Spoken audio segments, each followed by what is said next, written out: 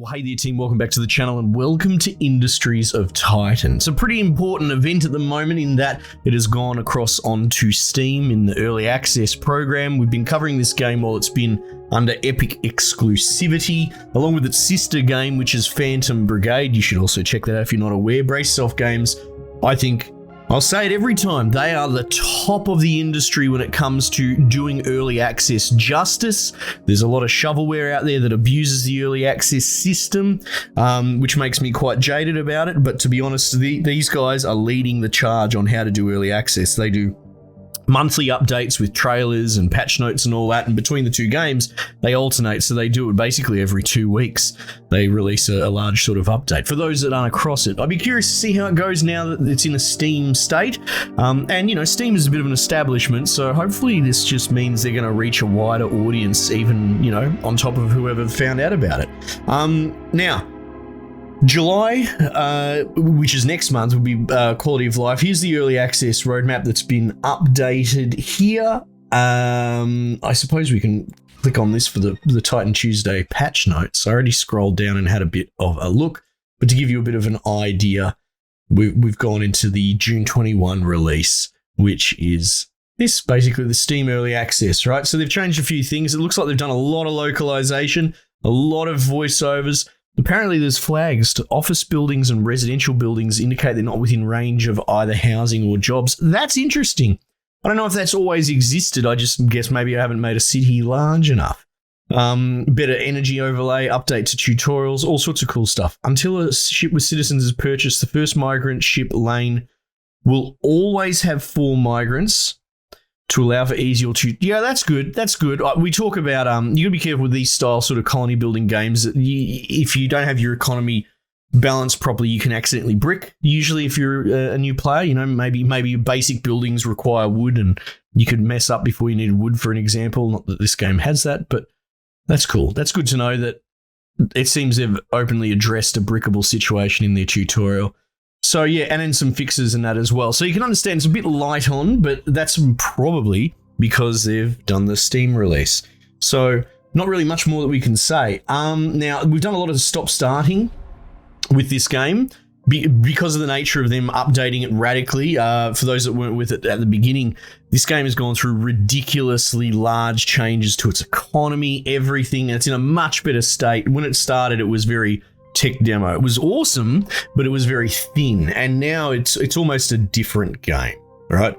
I'm going to take this opportunity. We're going to do a fresh start. My save's incompatible anyway, so there's not much I can do about that, but because there might be a totally new wave, new audience, new interest in the community because of Steam. If you find yourself watching this video because, you know, you only just learned about it, let me know. I'd be curious, but this seems like a smart time to start from scratch. So we've got time contract, survival, zen. None of that really matters when we've got normal mode, standard mode, and you only really have the one faction that you can choose. And then you've got the different sort of spots. Normal resources, very high resources, very low rocks, low crevices. Most lucrative parts of Titan are also the most dangerous. That is interesting. Very high crevices, very high rebel camps. Yeah, right. Well, we'll just go with normal. I'm happy with normal. It's not like I've exhausted. I'm not going to worry about a tutorial. Is it off? Yeah, okay, yep. It's cool that I can name my corporation. Look at this. Rosso Solutions. I got a better idea. How about Scarlet Solutions? Let's do that. And look at this. This is an appropriate square head sort of thing. Hardcore mode. No active pause. Game saves only on exit. Oh, okay, well, we'll just leave that off for the moment. So yeah, look, if you're not across, I didn't explain it, but again, like I said, it's almost an institution on this channel. We play a lot of this game on and off, just to keep track of it. You know, they do update it so radically, though. I don't get that far often because I don't have the hours in the day. Who knows? You know, if it gets popular or whatever. But if they make radical changes to the game, there's only so much that I can sort of cover in one playthrough. It does have a bit of a long, what's the word that escapes me? The gameplay loop is much longer than what you might be used to. Let's skip this. It is a colony builder at heart, and you have to deal with, essentially, it's like a doom timer now, that these rebels will come after you once you hit a threat level, which I have encountered. This is interesting. Now, one of the I saw them say in the patch notes that they might change the economy again, but something that really limits you is your minerals. And you're very much limited. That's what I find to be the limiting sort of factor. But I mean, I suppose each to their own. Oh wow, okay, so they've changed the way that they lay out these things too.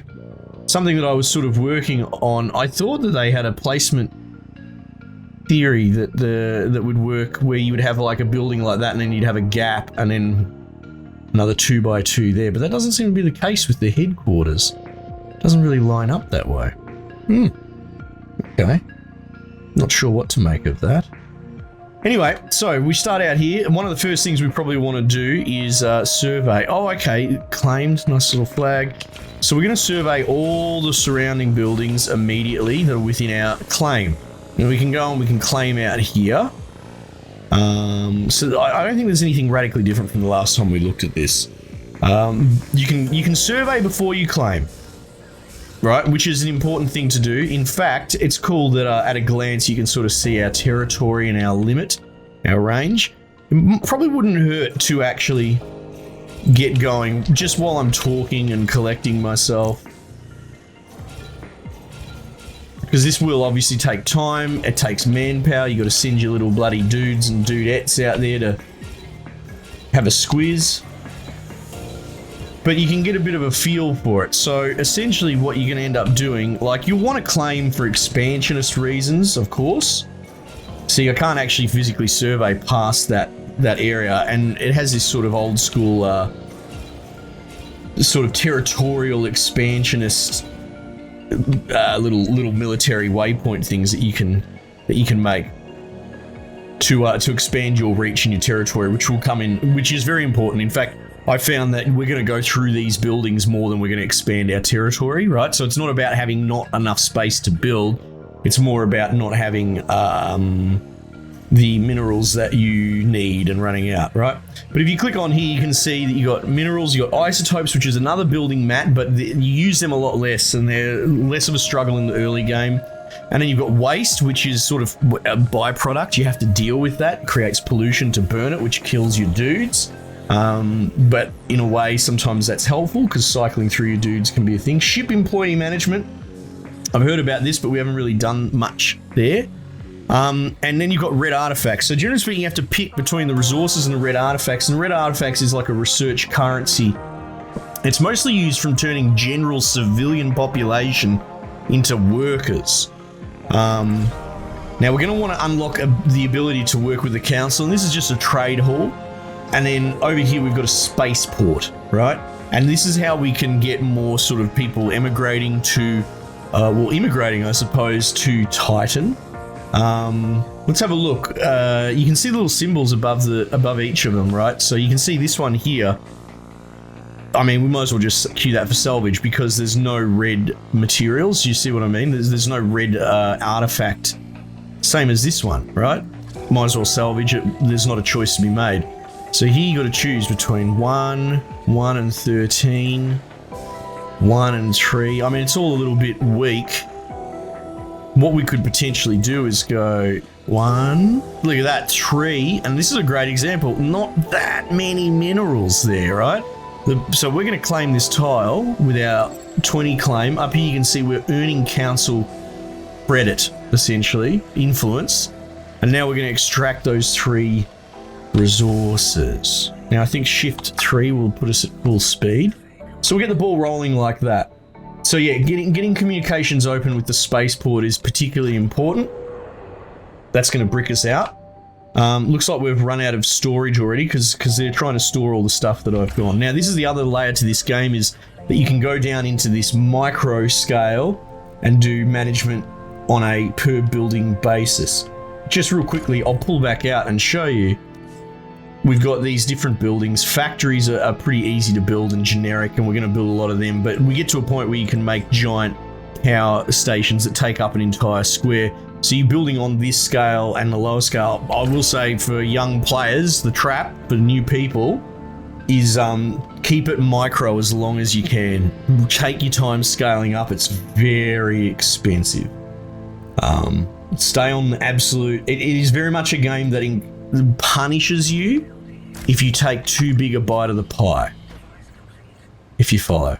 So they'll run in and out. Another really cool thing, we're probably not going to see it in this episode, but you've got these mineral processors here. Each one of those blocks is one mineral, one blue or whatever, right? You can see we've got 21. But we're going to have to buy things that are like 200, right? It actually gets pretty out of control. Yeah, let's do something like this. I think they can still path to it even if you cut it off. We'll experiment with that now. But you can convert like 10 blocks into a one size blocks, like a super block, because each dude does manually carry it. So that makes a big difference. So creating a production chain that does that is kind of big. We might claim one of these, which is just a mineral patch. You can assign a permanent employee to it, well, at least until he's extracted all of those minerals. But also knocking down buildings from minerals is a thing. So we've got our 3 red artifacts. We're going to unlock the spaceport, right? So you can see here we've got all these different cars coming and going. Now, they did say that this one, until you bought something, will always be 4, right? So I guess that's interesting. And at the moment, we've got 0 citizens and 0 capacity for citizens. The main reason you want citizens is as a way to earn money to cover your wages. You can see there that we're earning nothing, but we're paying wages of 320. So one of the first things that you want to deal with is setting up shop so that we can cover that cost, which means we need civilians, which means we need accommodation, right? Now, what I might do is build a factory straight off the bat. Let me just sort of get my head around this, because they put this bloody HQ in a place that I don't like. What if I was to do like 3x3s or something strange like that? We go like 1, 1, 2, 3. No, that wouldn't work. What about 1, 2, 3 road? 1, 2, 3 road. Yeah, okay, hang on. 1, 2, 3 road. Yeah, I like that. Road. 1, 2, 3. Oh, okay. It's all bloody coming together in my head. Actually, no, it's not, because that's a 4x4 sort of situation. God damn you. Damn you developers. You've messed with my bloody zen. It's okay. It's me just trying to build in Roman roads and big bloody bricks, but we'll deal with that when we cross that bridge. Anyway, let's build a factory on one of our claim tiles here. Now, they're actually really cheap. Just 2 isotopes. It's nothing. So that'll build up really quick. And what we will do is use that for space for the new migrants, basically. We should probably try and scout out another good exchange for red artifacts too. There you go. That one's nice. 2 red artifacts. Just try and get good value on them, because 1, 4 and only 16 minerals. Man, that's big, but we need 20 claim. Good. We'll try and remember that I want to claim that one, but you know, best laid bloody plans. Actually, I love this game, but definitely a slower burn, right? And like I said, your doom is in your impatience. You will brick if you try and bum rush this, which is what I want to do. Everyone wants to do it. I'm just saying that the pace is probably not something you're accustomed to. Also, we've got this building threat level that is not insignificant. 1 defensive tower will protect your base, but it probably won't protect all of it. That's what I know. You can do the shipbuilding thing, but I don't. Maybe we sort of front end that. I haven't built a ship before, to be honest, because that's something they only added in recent patches. But I might build a ship and see if we can defend with that. That sounds pretty exciting. Anyway, we're going to name this, and let's call this housing. This factory here. If you put factories next to each other, you can join them to make larger space, and you can get multiple floors. You can do that on the HQ as well, but I find if we just build different floor space for different things, it's not that big a deal. Habitat pod, right? Now, what's the best way to squeeze all this in? Oh yeah, okay, 3, 3, 3. Do something like that. Probably go back to back there, and then back to back and have a gap in the back to back. Oh yeah, that looks kind of cool. Let's do that. Oh, maybe I've done the math wrong. I've done the math wrong. That's all right. We'll work something out. We'll work it out as we go. Let's build a couple of these. Now, these are going to need power. So it's probably not a bad idea to, you guessed it, build another factory. Let's put one right here. Now, the issue with outsourcing power is that we're going to need to be able to connect it with a pylon. And lo and behold, look at that. They knew that we were going to have this problem, so they've given us the only macro building apart from the factory that you can have. Looks like something's in the way there. Is it waste? No. Let's put some... Oh, no, waste module, waste receptacle. Let's put some down here. Because we will come up... In fact, that's probably exactly what it is. There's waste on that square and they had nowhere to put it. Yeah, so the sooner we can start actually paying, the better. Also, to unlock these buildings, it requires money too. No, that's not our main focus. The main focus is being in the black. So we'll just let them build. So yeah, we could build inside our headquarters, and you can... Oh, you can't see... There you go, change floor. We could upgrade a floor. I'm not that worried. Alright, there's our energy pylon up and running. Okay, cool. So again, let's call this power. Yeah, that sounds good to me. Let's make this as a mini sort of power plant. And then what we're going to want to do is build a generator. We're going to want to build a relay, which basically conducts it from structure to structure. And then what we need is an energy bridge, which conducts it from inside to outside. So the power will carry to the relay to the energy bridge, which will automatically go to the external grid. Now, we're going to need fuel as well, which is something they've added in recent times. Now, I'll just put a little fuel fab in here as well, but we'll probably make another fuel place later on. And we might as well, let's put a battery here too, right? And you can see it's giving us helpful little warnings. No fuel, not connected. You can see that it gives you an idea of, we don't have fuel, that's why we're at negative. But my boys will slowly build it up. So as you get bigger and your projects become a little bit more ambitious, you're going to need more workforce. Our little 8 men is only going to take us so far. And there we go. We're making excess fuel and excess. And that little green bar underneath is capturing the excess in storage. And there we go. That's going up there. So if we go into the housing district, that's another thing as well. We need to make a provision for like a relay to get the power in here. So for the moment, let's just do that. And we'll do the energy bridge. Like I said, it's sort of like plugging into the outside world. And then we'll see the drain. It'll probably be significant actually, but we'll see. Okay, no, we're good. There you go. And you can see now 0 out of 4. We now have 4 people space, which works out well because they said that this would be 4 for the cost of 2. Now, you're going to get ships. There's no good example here, but you're going to get ships that you can see isotopes, right? That have just resources but no people, and that's actually really that's one of the best ways to earn. Like I said, you're going to struggle to find minerals and that sort of stuff. Making money's all good and well. Money you can make, minerals you cannot. So you do get sort of limited by your trade options. So there you go. You can see 10 people, not a lot of minerals and all that. So, it depends what you're looking for, but you keep an eye on that. Now, what was the building I wanted to... This one. So let's claim that and take those artifacts.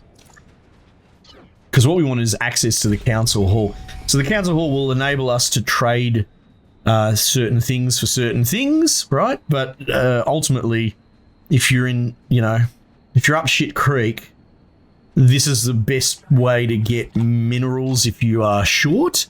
However, unlock it, there's a ticketing system. You can see we've got 5 trade tickets. And so for here, 5 minerals for 10 influence. It's not the best price, but it's infinite, right? So this is your only sort of infinite source of minerals. Everything else will dry up. You can donate artifacts and all that. You can donate credit, which is interesting, right? Because that potentially donating credits to then take minerals with that goodwill, you can see there, essentially we've got 1,000 for 10, which would equal 5 minerals. So 5 minerals for $1,000. Not the best exchange, but like I said, the closest thing that you could probably get to a big bloody production chain of making minerals, but we're limited by trade tickets. So if I were to go, it starts the timer on the new trade ticket, but there is actually a ceiling. And as I understand it, there's no way to upgrade your amount of trade tickets. So even if you were making money hand over fist, which is probably the strategy we'll go for, we will get to a point where I'm buying the tickets out faster than they can renew. And then you've got a real problem. But by that point, you probably found it's not just these patches, but there are like mines that you can set up for minerals. So yeah, so in the early game, it's a little bit scrappier. Anyway, so that's sort of where we're at. We've got our 4 civilians. We can probably see them lying down in bed, just chilling. There they are on the TV. And the funny thing they poke at in this is that to make money, you put these blokes in front of a bloody computer screen to earn ads. Right? What do we got here? 1 mineral or 1 red artifact? I'll take the artifact. So maybe we'll build another factory. You can sort of see, everyone's going to do it differently, right? And you can just try and jam it all into one area, but these factories are only 2 isotopes, which isn't terribly much. Here you go, let's just claim this. 40? Oh, the isotope patches must be expensive. Well, there's 2 there. 13 minerals, let's salvage that. So yeah, they're only 2 isotopes for a factory, whereas you can see here, right, a mine, 200 minerals. In fact, 100 or 200 is the common theme you'll see. An industrial fan, 1 fan, right? Power, if you want to make an energy depot or something like that, 200 minerals. So almost a different currency that you're dealing with when it comes to the factories.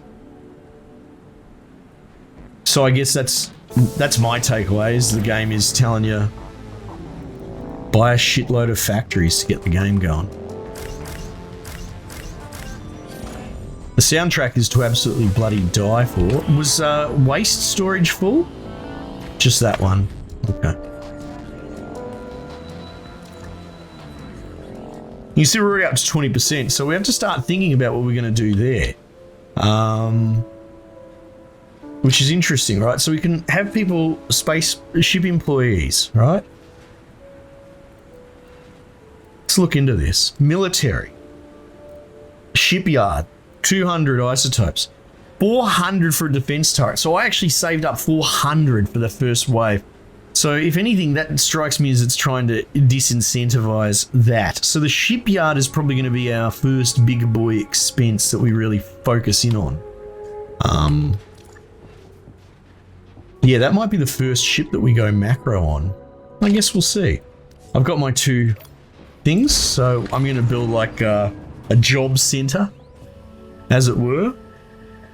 And you have to build you can build a conversion building, but you can build like a little capsule that converts for the cost of red artifacts. It'll turn your boring civilians into workers. So it couldn't hurt to have 2 more because we have the capacity.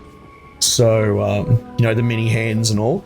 Not, I mean, a lot of them are idle. You can get an idea of what's going on. And RimWorld style, you can change all their priorities as well. I haven't really gotten to a point where that's really that big a deal. Let's go work. So this is going to be a workplace. And we're going to pop, where are we? Monetization station. How many blokes we got? 4?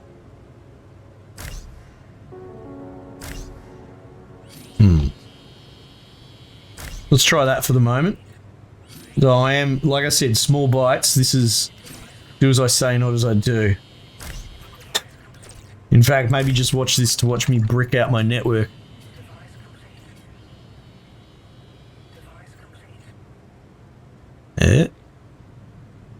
No energy. Disabled.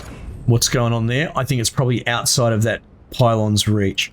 So let's have a look here. Gonna need 2 isotopes for that. We're at 50 influence, so what I might do is actually just claim this area and have a dude farm isotopes for me, as it were. That should be handy. Yeah, that won't take too long, to be honest. One red art, no, I'd rather have that. I think the salvage is better, and that's probably worth the red artifact, to be honest. We're going to need a couple more before we're done.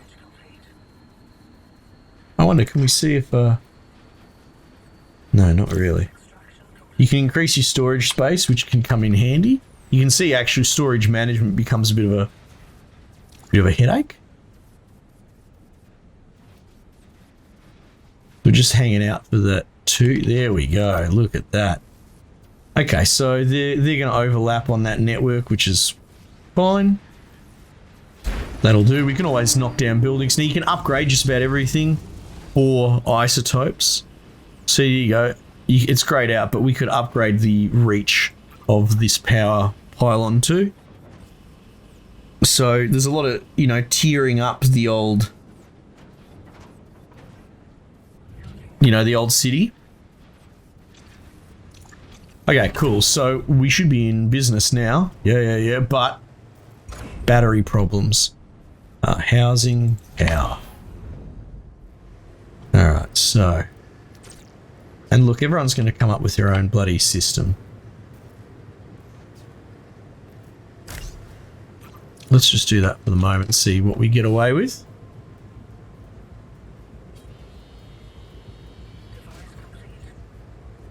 Yeah. And that's the thing. Okay, well, maybe I build another bloody generator. Okay, well, let's do that. We're going to need another relay to keep that on the grid. And that's probably going to put us into the red for fuel fabrication. So we'll get a second fab going there, or, you know, close enough. So, yeah, you just got to slow and steady. Slow and steady. All right, no, not power. Not power. Get out of here, please. Work.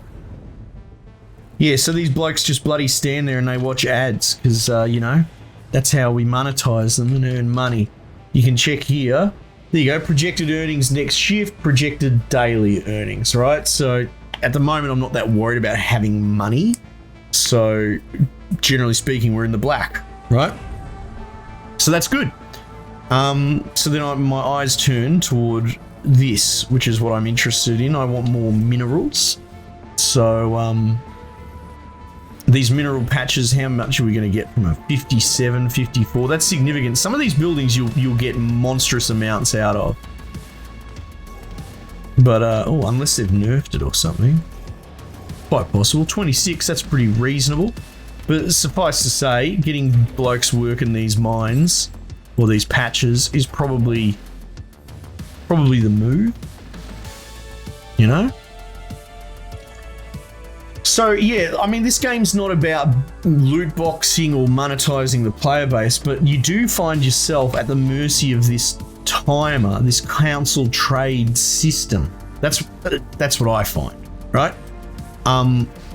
You can build one of these, a council monument for 200 to speed up the influence gain rate, but it is strange because, like I said, as far as I understand, I don't think they're trying to make it pay to win. But I do find that once you've got all your bloody ducks in a row, the bottleneck becomes like a mobile game timer, waiting for this council communications thing to tick over. It's not earth-shatteringly terrible. Like, I mean, you could probably dig down into it and it's probably arguably a well-implemented strategy, right? But it just strikes me as strange because usually when you're at the mercy of a ticking timer that you have very little... it's not like I can build more bloody Vespine gas factories, right? So like I'm very much at the mercy of this thing's pace. So I find myself, like right now, I'm mostly interested in farming mass minerals. So literally me sitting here talking to you, if I wasn't talking and just playing, this is probably my strategy, is to just wait for that to tick over, right? And we're at max tickets. I'd love to make more economy out of the tickets, but 10 influence for 5 minerals, just not that great. Not when 20 influence will buy me a 57 patch. So we can't really build these, spend these tickets on anything, all right? And if we wanted to increase that council's thing, I can unlock that for 1,000 credits, but I need 200 minerals to increase the rate. So the balance is, it's nuanced, it's there, and I think it is in fact balanced. I think it does actually work quite well, but you will find yourself doing exactly what I'm doing here, which is sitting and waiting for a timer to tick over. Now that might actually be some people that might be 3 strikes and you're out, right? I can absolutely understand that, but I mean, I don't mind, but it is just an interesting thing that most of the time when a game like this, when you get bottlenecked, it is a solvable bottleneck.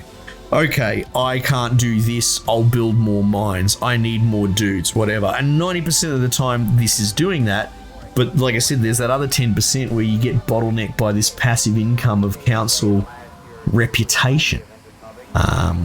Yeah, and like, you know, I love this game, I love it to death, but I can totally see that not only would that upset some people, I reckon that would be justification not to play it. So, hey, I'd be mad not to at least point that out. Anyway, it's cool to be playing this game. I love this game. We'll see how it's received, you know, given that it's on Steam now. Let me know what you reckon. If you want to see more, we can do a few more episodes and turn it into a longer playthrough. I'd love to. Otherwise, we might just leave it there for the time being, and I'll catch you guys on the next one.